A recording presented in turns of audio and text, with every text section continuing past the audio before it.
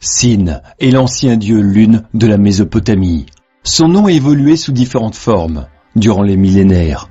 Le symbole qui le représentait était le croissant de lune et le taureau.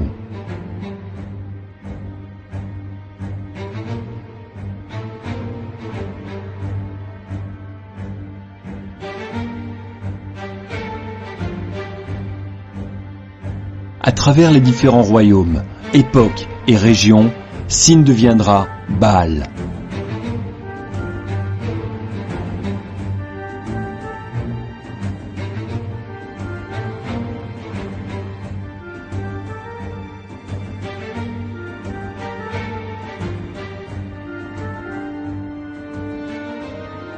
Baal sera représenté sous différents aspects, dépendant de la région, époque où il était vénéré. Très souvent, les symboles du croissant de lune, le taureau ou un astre brillant le représentent.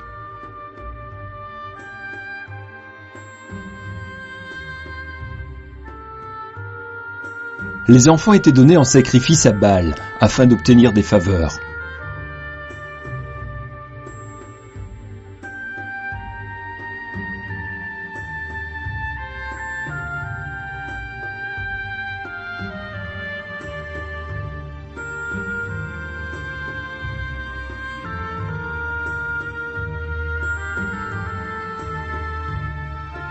Baal est l'ennemi de Yahweh, Dieu Tout-Puissant, mais il perdit en popularité lorsqu'Élie, le prophète de Yahweh, gagna lors de sa confrontation contre les prophètes de Baal. Dans le monde arabe pré-islamique, Baal, que l'on nomme aussi Baal ou pour définir son titre de seigneur. Baal deviendra Oubal. On rapporte qu'Oubal siégeait à la Mecque comme le dieu souverain des 360 autres divinités. Ce dieu suprême avait 3 filles, Allah, Manat et Uza. Cette divinité suprême était aussi connue sous le nom générique Ilah, qui signifie Dieu. Ce dieu lune, Oubal, était représenté par un croissant de lune. La Mecque était donc le lieu culte d'Oubal, la Kaaba, son sanctuaire où ses fidèles faisaient le pèlerinage du Hajj, selon le calendrier lunaire, toujours en vigueur aujourd'hui pour les musulmans. Dès 610 après Jésus-Christ, Mahomet, après avoir plagié la Bible et autres textes religieux, ce seigneur de guerre érigea les fondements du Coran et de sa nouvelle religion, qu'il voulait monothéiste.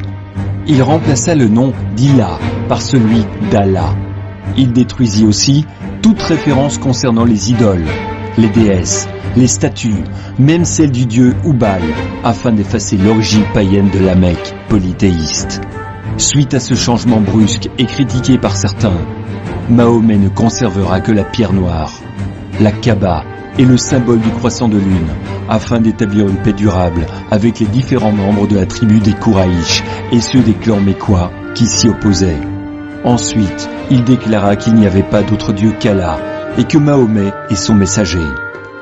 Tous ceux opposés à réciter ce message, la Shahada, étaient exécutés ou persécutés.